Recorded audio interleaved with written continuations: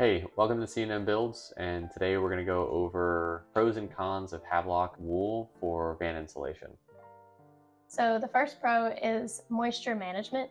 So unlike a lot of other insulation materials that you find on the market, Havelock Wool is able to control the moisture in the air because what it does is it absorbs the moisture when it's really humid, and then when the humidity goes down, it releases that moisture back into the air. So because of this, you don't need any kind of vapor barrier with Havelock Wool. If you do have a vapor barrier, what it could do is actually trap moisture inside of your walls, which is not a good thing. If you want to learn more about vapor barriers and whether or not you need one in your installation, stay tuned because we'll be coming out with a video in the future going over all of that and the pros and cons of that. Okay, the next up is the R value is 3.6 per inch of material. By comparison, 3M Thinsulate is around about a 3.2, and obviously a higher R value equals a better insulation.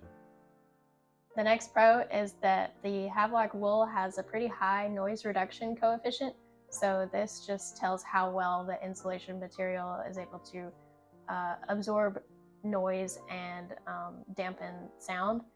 So Havelock Wool is at about 90%, which is really good. And to compare, Thinsulate, which is another common insulation material, that has a noise reduction coefficient of about 72%. So not a huge variation, but pretty significant when you're talking about a small enclosed space that might be around a lot of noise from time to time. Havelock Wool is a completely natural product. Obviously, it comes from sheep, so it is biodegradable. It has a low carbon footprint. It's clearly renewable, sustainable, and also compostable. So now we'll get into the cons. So the first con that we have is that Havelock Wool is not technically vegan. If this is something that's important to you, this could be a pretty significant con. For us, we were more able to justify having a natural product that comes from sheep that, having done the research, are well cared for, and as opposed to something synthetically made that doesn't have as good of a carbon footprint.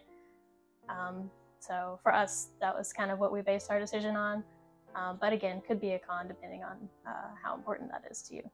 The next con is it's not really convenient.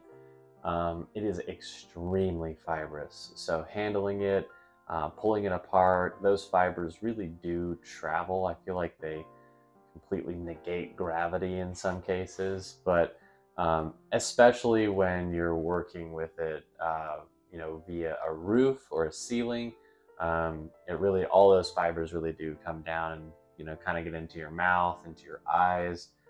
Even sometimes you're inhaling it, so masks are a big one for us too. So hindsight, it was not really the most convenient thing in the world for us. Yes, it was raining wool the whole time that we were installing it on the roof. So yeah. Or ceiling, rather. Yeah. The ceiling, yeah. Next is going to be on a similar note. When you're installing it, it smells pretty bad. Well, especially when you first open up the bag of wool. So it might be good to open up the bag and let it sit for like a day or two in like a garage or some kind of open space like that, just to let the smell kind of escape. Because after we installed it, it was a pretty strong smell for, I want to say probably about a week or two. It definitely got better over time. You couldn't smell it as much, and especially when we put the floor down to put the roof up, you couldn't smell it as much. So those of you who are familiar with the smell of a barn, that's exactly what it smells like. It smells like you walked right into a zoo. Yes. Next up is the price. It is a little bit more expensive, plus shipping. Obviously 3M Thinsulate is a little bit more convenient in terms of shipping.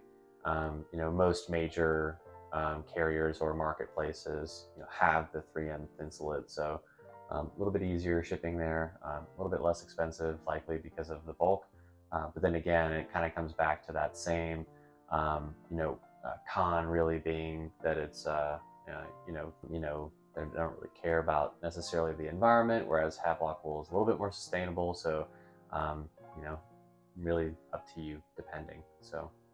Yeah, and that brings up another point. It took a long time for the insulation to get shipped to us. I think probably because it had to be shipped such a huge distance. So we did have to wait. I think it's probably a couple months that we had to wait before we could actually start installing it. Now, mind you, though, this was during 2020's pandemic, so it was on back order. I doubt that that's so much the case now, but I'm sure it's a lot lower of a lead time now, maybe a couple of weeks. So in terms of what we would do differently, I think we're really happy with having used Havelock Wool. We think it's a great insulation for our purposes, and there's a lot of things that we like about it. I think in the future, what we would probably do is go with Havelock Wool for the walls, and then for the roof and the floor, go with some other type of insulation, maybe Thinsulate or maybe something else entirely. But it just wasn't very convenient, especially the roof in particular. It was the ceiling. It was very difficult to install up there. So we probably wouldn't do that on the next build. Yeah. Okay, so that does it. Thanks for watching. If you made it this far, please feel free to do all the things like and subscribe. Any of the products that we used, we will do our best to link all of them in the description below. And definitely check out our other videos on insulation. We'll be coming out with a lot more, maybe an in-depth guide into our value and the different types of insulation that's out there. So take a look at those. Thanks again.